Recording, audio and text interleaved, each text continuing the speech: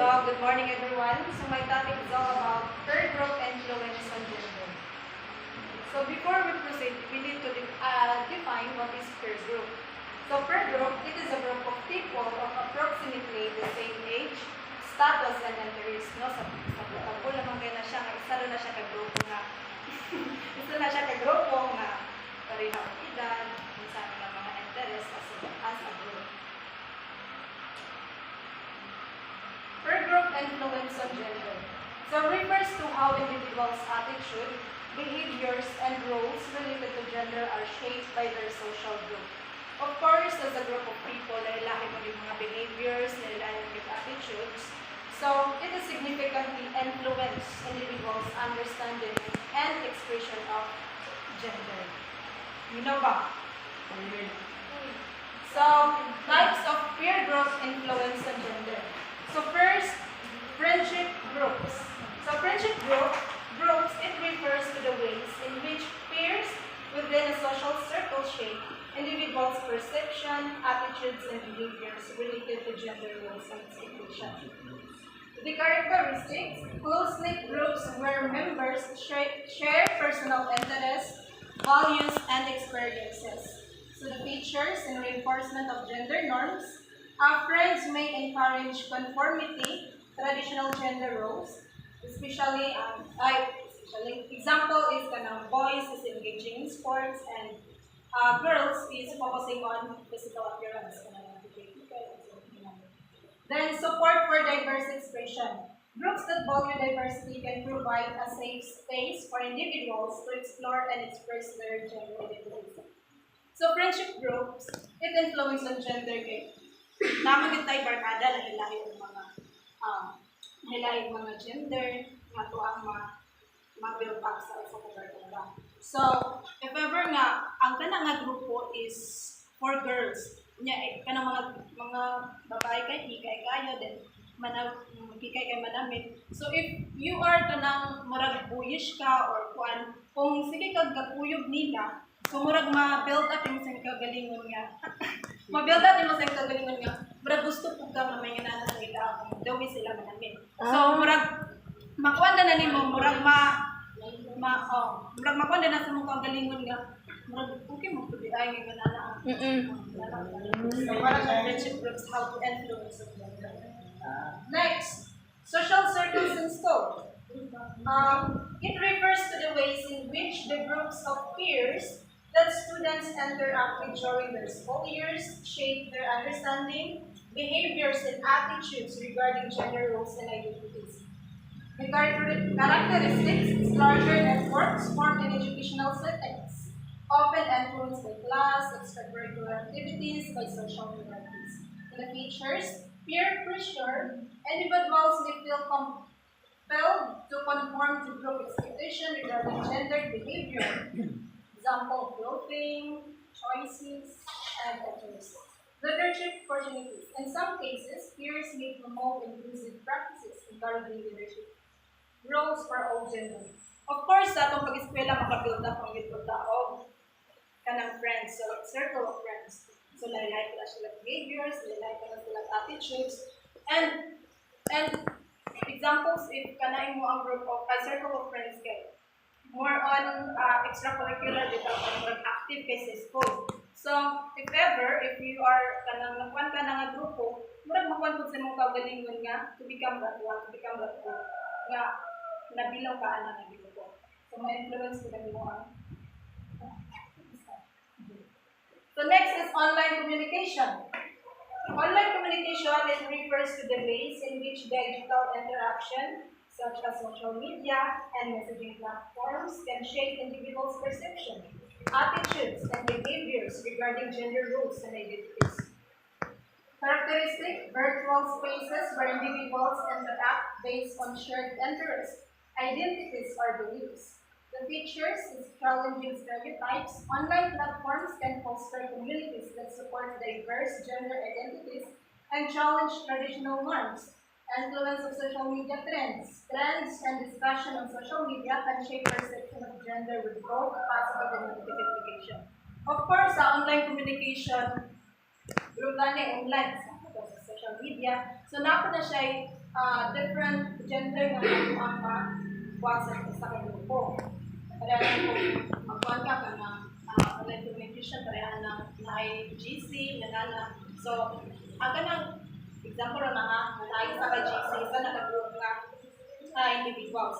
Lahi-lahi na silang gender. So, it can influence as sa imo at sa lahi-lahi kasi perspective how to identify their gender identity.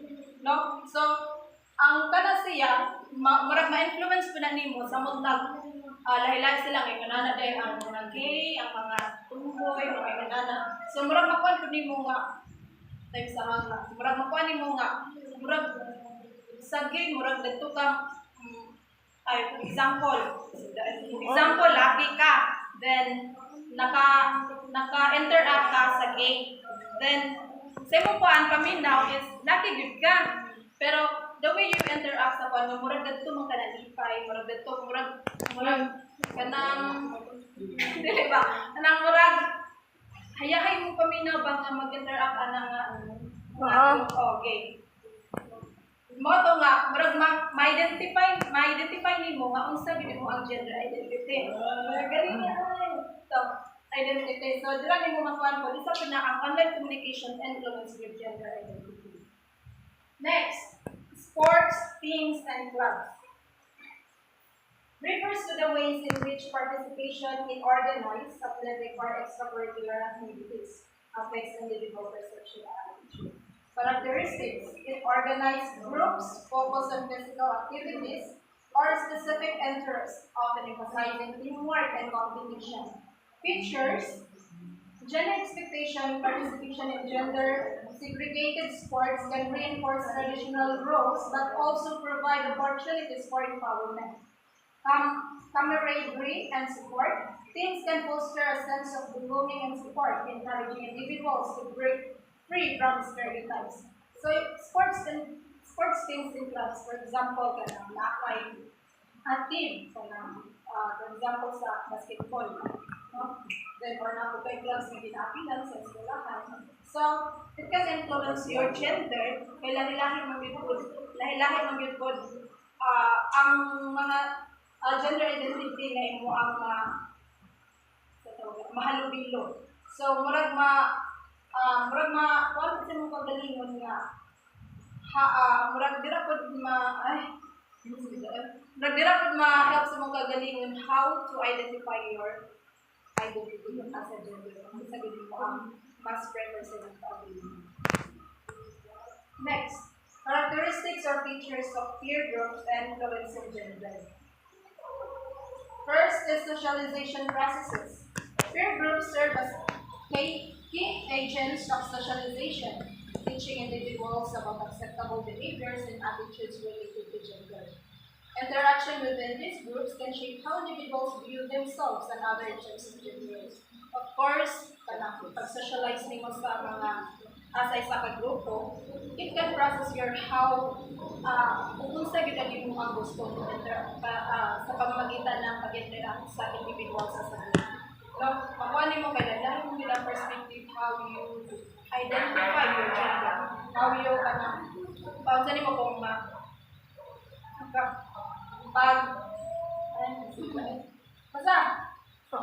basta within this group it can shape how individuals view themselves and others in terms of gender. Bihat na day. Conformity of compliance. Individuals may conform to group norms to gain acceptance, which can lead to reinforcement of traditional gender roles or conversely promote diverse expression. Peer pressure can significantly impact the decision related to self-presentation, interests, and behaviors.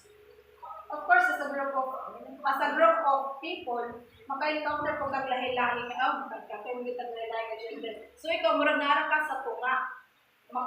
Nara ka sa tunga nga i-adjust imong kagalingon if ever nga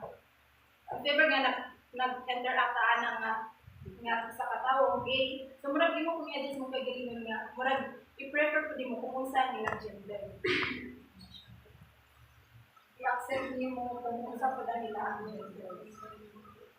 Next, support network.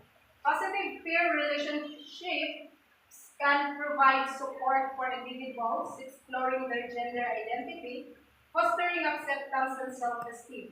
Conversely, negative peer interaction can lead to bullying or ostracism, particularly for those who do not conform to traditional gender norms. Pero naman may uban po nga, ikaw nga murag dili mo madawat nga kay ang imo ang sa imo ang perspective lang yun nga ang gender is lucky ra yun then bali. So murag mo kon nimo nga napoy kuana na nga if ever nga ang kana nga nakay kauban nga pareha pud sa imo akong the way nga paglantaw ana nga isa ka tawo. So murag ang katong kuan nga as a group kung naay bayot na murag mabuli pud na nga uy bayot. So napoy isa ka na pero dapat as a group of people dapat mag-support ta ayra kung unsa ang decision kung unsa nila ang gender identity dapat suportahan pud nimo nga without bullying without criticism about that person. Next, communication style.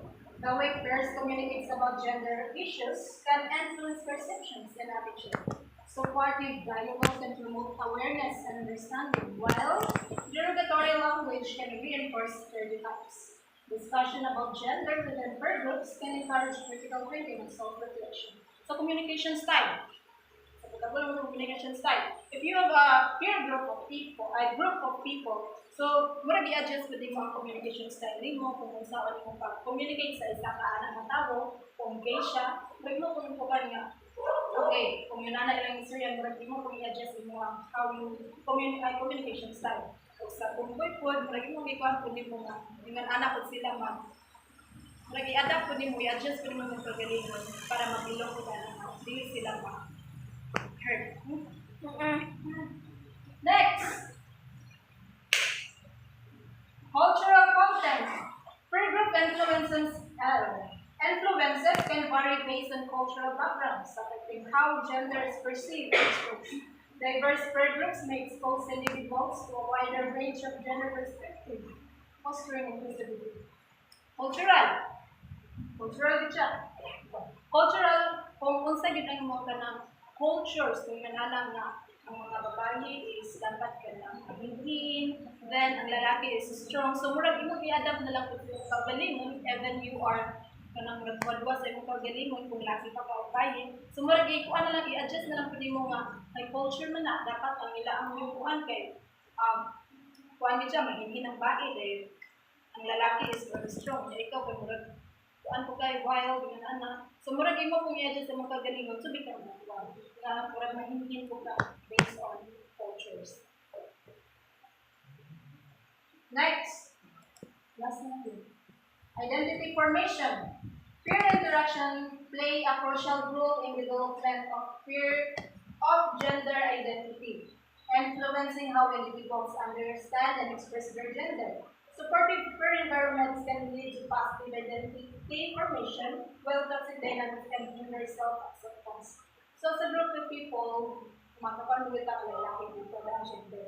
So, muna ma-formulate mo na sa mong kagalingon niya, kung sa gid mo ang kung asa gid ka define, kung unsa gid mo ang gusto sa imong ang self, to become ano, sa example, gusto ba ka gay kung ang imo ang as a group people nga murag lipay ka diha nga imong anak sila. So, ma-formulate imo ang how to identify your gender. And thank you. Wala na, masabtan ba? Ganun ba?